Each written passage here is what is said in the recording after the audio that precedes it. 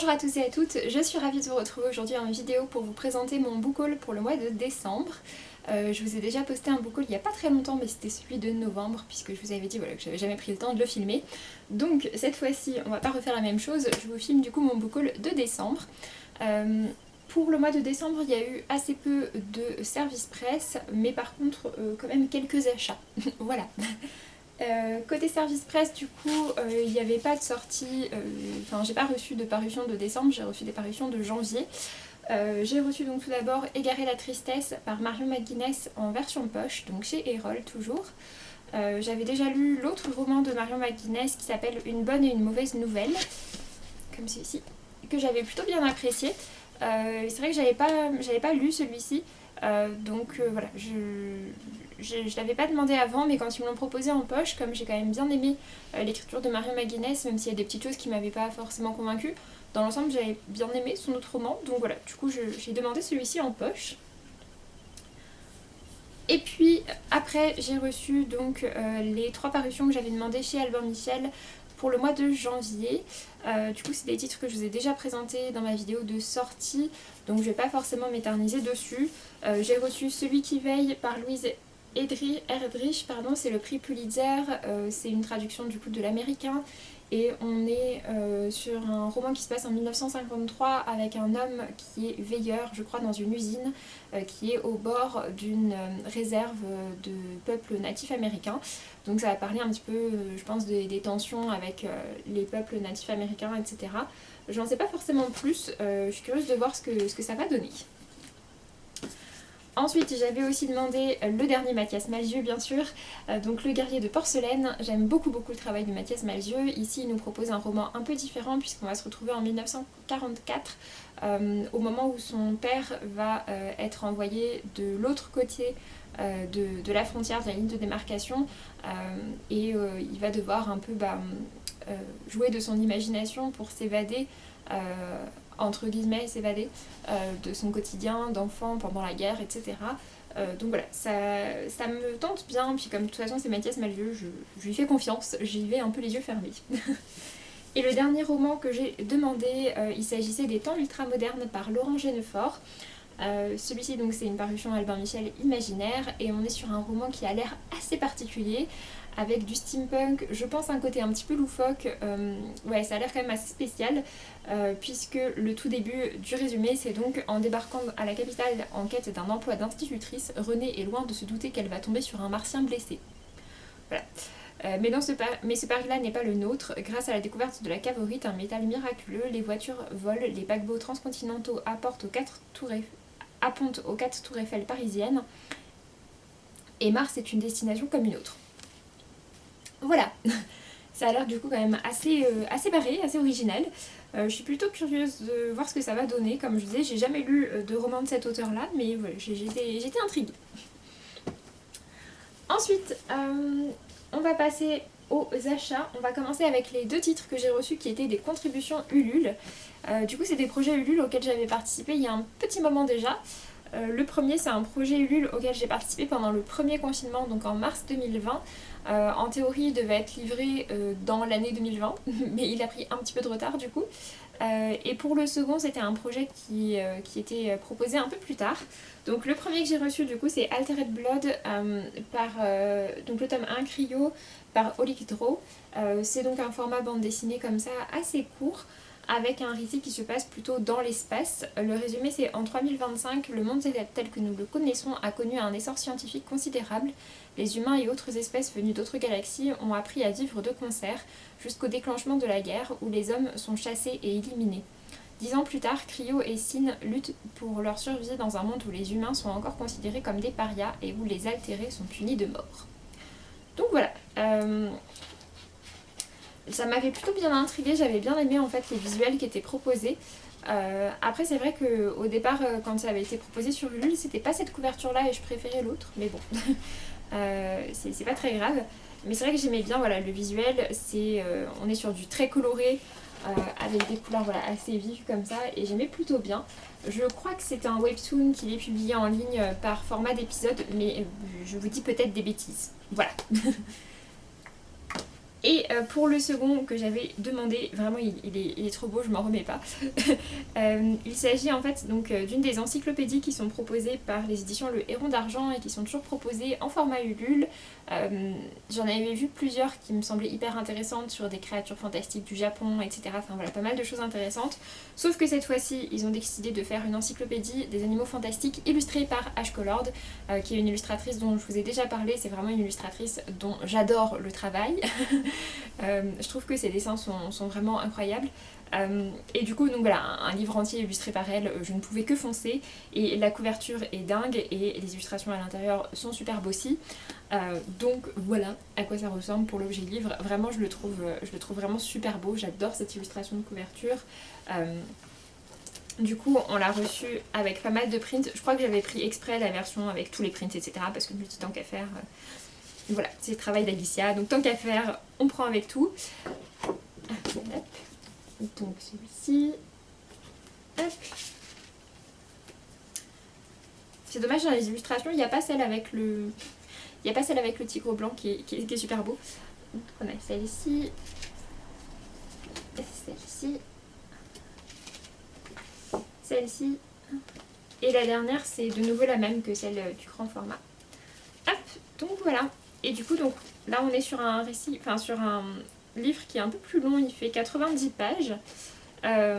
Et donc du coup, c'est présenté vraiment comme étant une encyclopédie avec des textes qui expliquent un petit peu pour chaque animal sa mythologie. On a parfois des très grandes illustrations sur des doubles pages, parfois des illustrations un peu plus courtes. Donc voilà. Et du coup, ça, apparemment, c'est des animaux qui sont issus de plein de mythologies différentes, donc je trouve ça vraiment chouette. Voilà. On va continuer du coup sur les graphiques. Pour les achats en fait que je vous présente ensuite, c'est plus ou moins des achats, des cadeaux de Noël. Certains sont vraiment directement des cadeaux que j'ai reçus et d'autres c'est juste des livres que j'ai achetés avec les bons d'achat qu'on m'a offert ou quoi. Donc bon voilà, c'est plus ou moins, on peut plus ou moins considérer que tout ça c'est des cadeaux de Noël et d'anniversaire puisque mon anniversaire est aussi au mois de décembre. Donc tout d'abord celui-ci je l'avais commandé spécialement parce que je voulais être sûre de l'avoir. Il s'agit du coup de 47 cordes par Timothée Le Boucher. Si vous ne reconnaissez pas cette illustration de couverture, c'est normal, puisqu'effectivement c'est pas l'édition la plus courante. L'édition la plus courante c'est une couverture dans les tons rouges. Donc ici on est bien sur une première partie aussi, hein, c'est pas la deuxième partie. Mais c'est l'édition spéciale qui avait été faite avec la librairie Bulle. En fait pour 47 cordes il y a 3 couvertures différentes qui existent. Il y a la couverture rouge classique, celle-ci et une troisième qui était l'édition spéciale Canal BD qui est dans des tons plutôt gris. Voilà, donc il y avait 3 éditions différentes. J'avais complètement craqué sur cette couverture là et du coup en fait c'était possible de l'acheter sur le site de la librairie Bulle puisque c'est une librairie qui est au Mans, donc clairement je n'allais pas aller au Mans pour l'acheter. Je crois oui que c'est le bon. Je sais pas si c'est encore vendu sur leur site, c'était un tirage limité je crois à 600 exemplaires, donc voilà, je sais pas s'il en reste, mais en tout cas voilà, du coup j'ai pu me le procurer, donc elle coûte un petit peu plus cher. Elle était vendue celle-ci donc 30 € au lieu de 25 pour l'édition classique, plus les frais de port, donc voilà, effectivement ça revenait un petit peu plus cher, mais c'est pas grave parce que j'adore le travail de Timothée Le Boucher et vraiment j'adore cette édition, je regrette pas du tout. Et puis en plus à l'intérieur, au tout début, on a un print juste là à détacher. Donc voilà, du coup je suis vraiment contente. On est sur un récit qui est un peu particulier avec une métamorphe qui va s'intéresser de près à un jeune garçon et qui va du coup lui proposer tout un tas de pactes pour essayer de l'attirer dans ses filets et qu'il s'intéresse à elle. Je l'ai déjà lu, je vous en reparle prochainement. Pour continuer côté graphique, je me suis pris le comics qui s'appelle Sleepless par Sarah Vaughan et Leila Del Duca. C'est un titre que j'ai vu passer sur le compte Instagram de Charlie Genmore qui est lui aussi un auteur de bande dessinée. Dont j'avais beaucoup aimé la bande dessinée et donc voilà, il en a parlé en disant qu'il avait beaucoup aimé. C'est un récit complet du coup sous forme de comics, c'est publié chez Urban Link donc dans leur collection plutôt ado et je sais plus combien est-ce qu'il est vendu en prix neuf, je vous dis ça tout de suite. Il est vendu normalement 14,50 €, donc déjà vraiment pas très cher. Et donc en fait je l'ai vu passer sur son compte Instagram et 2 jours après, un truc comme ça, je devais aller à Gibert. J'ai regardé, il l'avait et en occasion, donc je l'ai payé 9,40 €. Donc voilà, écoutez, je suis très contente de l'avoir. Je suis très curieuse de voir ce que ça va donner. J'ai pas spécialement plus regardé de quoi ça parle. On est dans un univers qui fait plutôt oriental, je dirais, et un peu médiéval aussi. Donc voilà, je suis curieuse de voir ce que ça va donner. Et puis je me suis également acheté 2 mangas, donc 2 suites de séries. Je me suis acheté tout d'abord le tome 2 de l'Éden des sorcières par Yumeji. C'est aux éditions Ki-un et j'avais lu le premier tome à sa sortie cet été. J'avais bien aimé, j'étais plutôt intriguée intriguée de voir la suite. La première couverture était beaucoup moins sombre et glauque que celle-ci, donc on verra bien. Mais c'est vraiment le style de dessin de manga que j'aime beaucoup, avec des dessins qui sont assez détaillés. Donc voilà, j'étais curieuse de voir, il y a un gros côté écologique dedans. Ouais, ça m'avait bien plu pour le tome 1, donc j'espère que la suite me plaira aussi. Et puis je me suis pris bien sûr le tome 9 de l'Atelier des Sorciers, qui est une série que j'aime beaucoup et que je continue à suivre, que j'ai commencé à lire à la parution du premier tome, donc voilà, du coup je continue à la suivre. Je crois que j'ai lu le tome 8, du coup que je suis à jour, oui c'est ça, j'ai lu le tome 8, donc j'en suis à ce tome-là. Ensuite, côté roman, tout d'abord j'ai craqué pour 2 éditions en hardback chez De Saxus. Clairement ça fait longtemps que j'en avais pas acheté parce que tous leurs titres m'intéressent pas forcément, parce que je trouve que souvent c'est des titres avec beaucoup de romance ou un peu trop de stéréotypes adolescents. Typiquement moi le cliché du Enemies to Lovers, des personnages qui sont ennemis et qui finissent ensemble, en général ça m'agace plus qu'autre chose, donc voilà, du coup c'est pas forcément ce qui m'intéressait le plus, mais ils avaient 2 parutions qui m'intéressaient. Alors en fait la première des 2 que j'ai pris, il s'agit de L'Or par Alexandra Bracken. Je l'avais vu passer, j'avais vu... Alors du coup je les ai pas ouverts donc je peux pas vous montrer, mais j'avais vu sur Instagram, ils montraient tout l'intérieur du livre et je le trouvais vraiment beau. Au départ j'allais à la librairie pas du tout pour acheter celui-ci, pour acheter un autre livre, sauf que j'ai vu qu'il l'avait encore en hardback, en sachant du coup que je l'ai acheté en décembre alors qu'il est sorti cet été, donc clairement je m'attendais plus à en trouver en hardback. Et comme l'histoire m'intéressait quand même plutôt bien parce qu'on est sur un récit qui parle de mythologie, etc., ça m'intriguait bien. J'ai déjà lu Alexandra Bracken dans un récit dans lequel j'avais trouvé l'idée très bonne, mais j'avais pas trop aimé l'exécution, donc j'espère que je serai un peu plus convaincue ici. Voilà. Et le second que je me suis pris, pour le coup c'était une suite, et celle-là c'était sûr et certain que j'allais me l'acheter, et en hardback. Je devais le recevoir à Noël, mais il y a eu un petit couac, donc bref c'est pas grave, du coup je suis allée me l'acheter. Il s'agit du coup du Royaume de Cuivre par S.A. Chakraborty. Donc c'est le 2e tome de la Cité de Laiton, toujours chez De Saxus, et donc toujours la version en hardback, c'est pour ça qu'elle est encore sous film. Et j'ai beaucoup aimé le premier tome, j'ai trouvé l'univers vraiment très chouette. Voilà, j'ai vraiment passé un très bon moment avec le premier tome, donc j'avais très envie de m'acheter le second, et comme le premier tome ils avaient déjà fait un super beau travail d'édition, je voulais continuer dans cette lignée là en hardback. Un autre achat indispensable, je pensais que j'aurais craqué beaucoup plus tôt, déjà j'ai été raisonnable, puisqu'il s'agit du coup du 2e tome de Tant qu'il le faudra par Cordelia. J'ai beaucoup aimé le premier tome et du coup forcément j'ai hâte de continuer cette série. On est sur une série qui se passe à Paris dans le milieu associatif LGBT, et on suit plein de personnages différents avec leurs aventures, etc. Vraiment j'avais beaucoup aimé le premier tome, ce 2e tome est beaucoup plus gros et j'ai hâte de le lire. Ensuite, on continue au niveau des achats, mais avec les poches. Je me suis pris La Mer sans étoiles par Erin Morgenstern. J'ai adoré, j'avais vraiment adoré à l'époque Le Cirque des rêves de la même autrice. Vraiment ça avait été un gros coup de cœur, c'est un roman que j'avais trouvé vraiment très différent de tout ce que j'avais pu lire.